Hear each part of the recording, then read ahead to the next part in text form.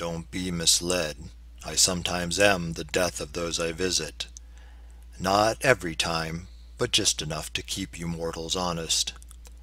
I'm just the door that's closed and locked, the end of finite things. And yes, I guess if you insist, each end is some beginning. But I'm no wheel to turn and turn, nor hopeful like the lovers, though neither do I devil bind, nor bring a tower's disaster. I'm only doom to victims grim, but welcome to the suffering. There's things that live unwelcome that bring joy upon their ending. It's not my presence you should mind to quail at my arriving. Your only quibbles possibly my targeting, or timing. I might be here to clear away some trouble, foul and baneful. Or yes, I might be here for you, but trust me, you'd be grateful.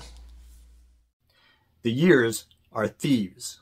They take away not only days or years of life, but memories and faculties, abilities we once hard earned. Although at first they seem to give, we think we gain in height, in grace, experience with effort won. They also take our innocence, our high ideals, our caregivers, gone one by one. And at some height the gifts reverse. Our smooth skin lines, our hair recedes, our joints decay. What years may give, they take away, our finances and knowledges. Eventually, they'll take our lives. The years are thieves, and nothing spared. They take and take all great empires, the glaciers, coasts, the light of stars. And these are small. The worst of all the things years take are what we love. Familiar names, our friends and homes, our families close, not always taking eldest first. The only way to keep things safe is give away our memories, our living joys, our best advice, to pass these down in untouched trusts. The years are thieves. To keep it fair, rob every hour, shake days for gold, take joy from years, then pass along these stolen goods to someone new before the years reclaim from you. What will lie above your grave? A cross, a star, a crescent? Will a flag or eagle wings mark service to your nation? Will some symbol show your role as Shriner, Knight, or Mason? Or will you be depicted by an icon of vocation? Will you leave your gravestone spare, with little to define you? Just name and date, no epitaph, so those who seek can find you. Perhaps an even simpler slab, a barren cairn as marker. Or will you even have a stone, or even grave to walk on? There's those whose graves are yet unknown, and bodies piled in masses. And some aren't buried anywhere, just burnt and scattered ashes. Where do we mount memorials? Where will we note their passions? If there's no stone to scribe upon, or even place to put one. I plan to sleep beneath a tree, its roots around my ribcage. And if you like, hang up a sign that lists my life's achievements. But I would rather be engraved in minds that carry on, than set a stone in dying hope that strangers see and nod. For stones in time will all erode, and bones are gone much sooner. And yes, my tree will surely die, and minds might not remember. But trees bear seeds that spread and leave, and minds pass on their learning. Why scratch a stone in just one spot, when we might etch eternity? This one died at 35. This one died at 90. This one barely got to breathe, expiring prematurely. I'm older than some bodies here. I'm younger than the average. But have I spent my living years as well as those now buried? If I were done upon this earth and fell today beneath her, could I declare my life well worth and not bemoan lost future? There's few who would not welcome just a few more days or moments, though some have struggled long enough, and welcome life's conclusion. I certainly would like to see what changes time will render, but would the world have need of me if I should longer linger? Is there some purpose I intend that's worth continued effort? And would that goal, should I achieve, make all the time spent worth it? As I look back on days now past, I hope from lifespan's middle, I see some bright and brilliant spots, and many months of muddle. And there's some parts I'd rather scrap, but time denies that option. The best that I could ever hope is adding some atonement. Thus the question, in the balance, was my life sufficient? If all my days were done today, was mine a good existence? I haven't found the answer here. The stones are still silent. I'll have to go and ask somewhere more talkative and lively. I raise up my cup to the ancestors crushed, upon whose smashed bones we must climb, who stood in the way of the powerful cruel and were ground down to raise up our time. They stood against tyrants, the false and corrupt, and called out each crime by its name, were cursed and reviled by ignorant peers, then tortured, convicted, and slain. Yes, warriors are slaughtered in uncounted droves, defending each land from its foes. But I toast here the fighters who better those lands and fought against horrors at home. A foreigner might slay you with hardly a thought, or worse, kill you slowly with spite. But foes upon thrones can pronounce you unwhole and injure life long before fate. Not only robbed of their breath and their blood, though murder was often their end. The ones who stood up against villainous strength oft suffered long cruelty and pain. Yet knowing this all, still the protesters rose, unkneeling where injustice reigned. And most were not victors, nor even recalled, and most did not see any change.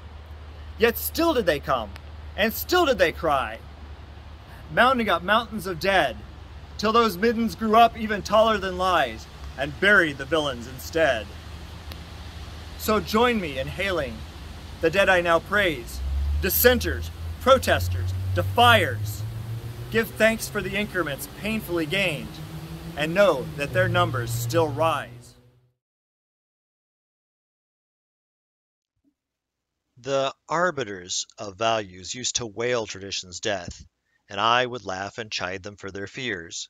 The signs they saw were only fads, the surface swirl of trends, and older ways still held their power here.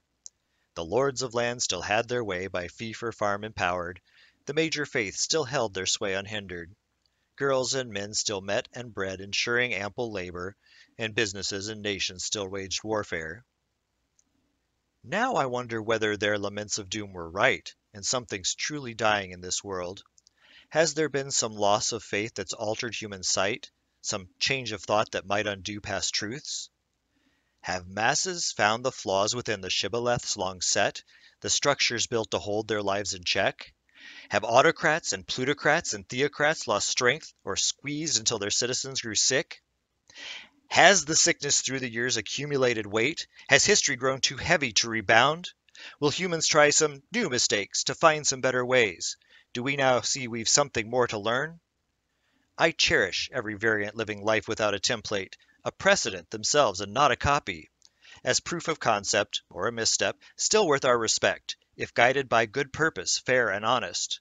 For all tradition dies in time, by age if not by murder, though rarely do we see it fall at once. The good it does is overrun by yearly rising errors, and clinging to existence makes it rot. But if I get to see its end, perhaps attend the funeral, I'll say some noble words to mourn its passing. But I'll be sure to love the child and not bemoan the old, and I won't shed a tear when lowering its casket. I laugh at death, full knowing that someday he'll come to call. Though death may have the final laugh, he cannot have them all. He'll catch me on my dying day, a date I'll try to long delay, but when we meet to go away, we'll both go with a smile. Pale Death's a scrawny fellow, hardly looks up to a fight. Perhaps that's why he sneaks up on so many in the night. He picks on mostly old and sick, or gets the drop with dirty tricks, or swings his long and sharpened stick to sever mortal might. It makes my fellows nervous when I jest at death this way. They fear my jeers will draw him near, as if he'd speed the day. He's bound to schedule, fixed to date, never early when you're late, never hastes nor hesitates, no death does not play games. No, his entertainment's found along some slightly simpler lines. He finds amusement in the doomed who rush to their demise. the slapstick's antics of mishaps, the fools who fall into his traps, the scientists in thinking caps who brew new ways to die. I understand reluctance to make light of one so grave, for losing life is not a joke except to witless knaves. But terror shrinks from silly words, and death itself is quite absurd. My humor comes from fear deferred. I'm more resigned than brave. So Thanatos endures my jokes with no retaliation. He's taken far too much from me to grudge me my derision.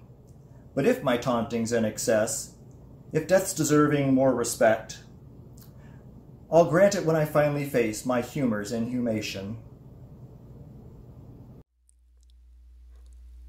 On the death of a GPS. I never use my old GPS. I have no need for it anymore.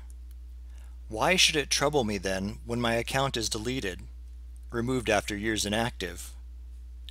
I was born before GPS, before the internet, before anyone had one digital account, much less dozens, maybe even more than we can remember.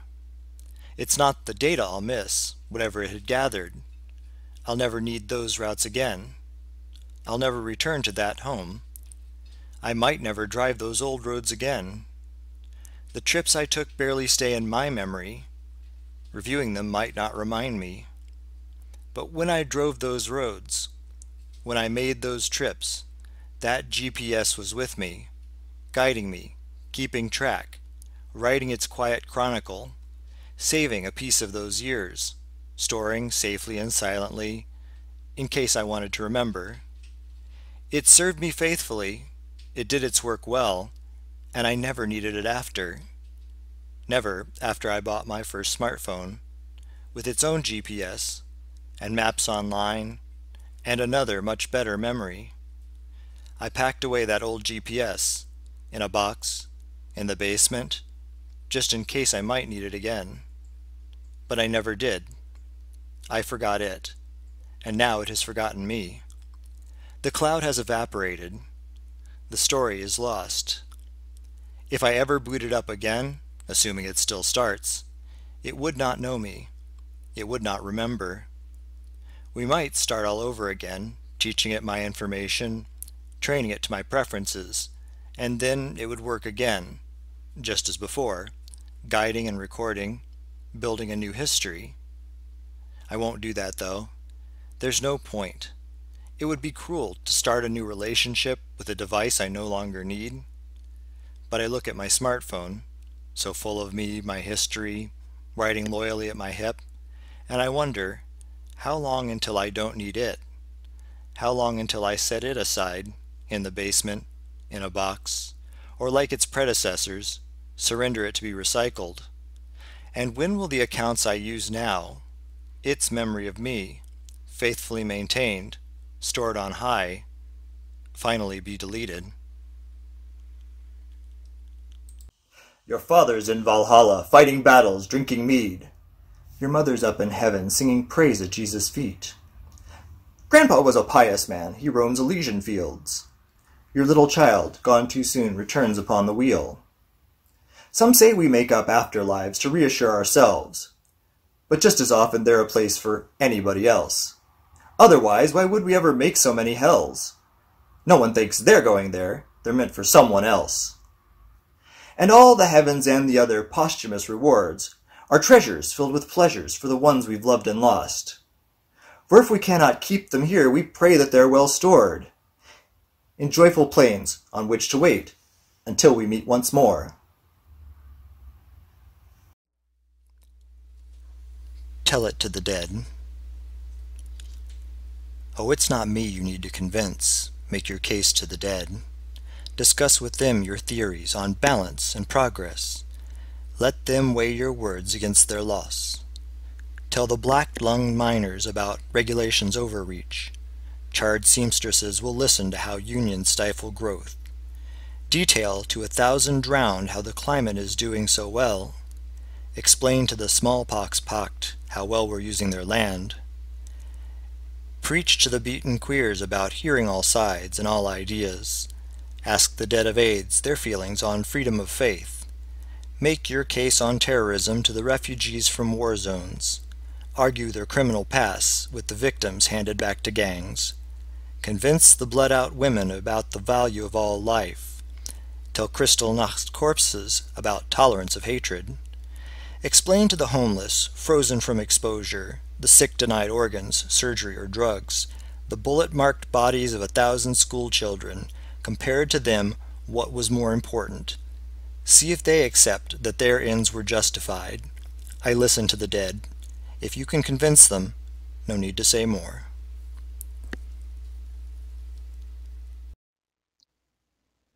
Tobacco and clove and sandalwood rose, silver and leather and smoke, absinthe and sours, dry preserved flowers, incense and tea tree oil showers. Industrial grinding, gel lights and writhing, lipstick and eyeshadow melting, spilled beer and blood, lube, spit, and cum, thigh boots and elbow-length gloves. Antiques and tea shops, riverside boardwalks, Chinese and Indian takeout, cat milk and kittens, black mold and litter, potluck post-ritual dinners, oxygen tanks, bandages changed, house trailers, smoking remains, paint-wet apartment, earth in a garden, funk of a funeral parlor. They wouldn't let me keep your bones. The ambulance took every part away, but I brought your ashes home. I kept your body close, just like you wanted.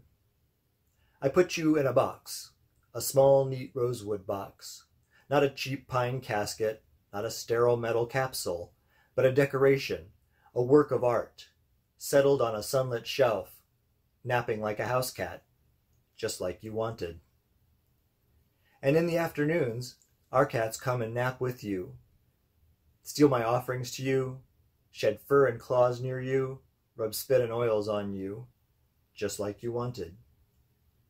And in another room, I sit with another wife, writing about boxes and cats and bones and sunlight, remembering and smiling, just like you wanted.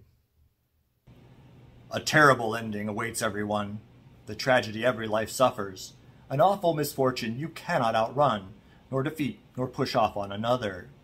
Too soon come for some, and for others too late. The setting and circumstance varies. Some meet it alone, and some meet it with mates. Some face it with grace, some with fury. Each body from infancy falls toward the grave. The fact of it shouldn't surprise. Everyone's certain to finish this race, so how will you spend your short life? Will you lament your unstoppable end, or struggle to add a few seconds? Will you spend time making frolics and friends, or maybe rush straight to the finish? What no one can manage, no matter their wealth, nor their luck, nor their vigor, nor mind, is stopping release of that mortal last breath. It always goes badly when tried. There's no point in mourning a life till it's gone, and no shame in stretching one either, unless those saved days are just wasted again, consumed with regret, rage, and terror. You're going to die, though not likely today. Get used to that pale, deathless fact. Make use of the days that you've left to enjoy, aware that they're all that you get. For though it may be that some part will live on if your soul or your memory survives, your time on this plane will be over and done. For it's true, every body will die.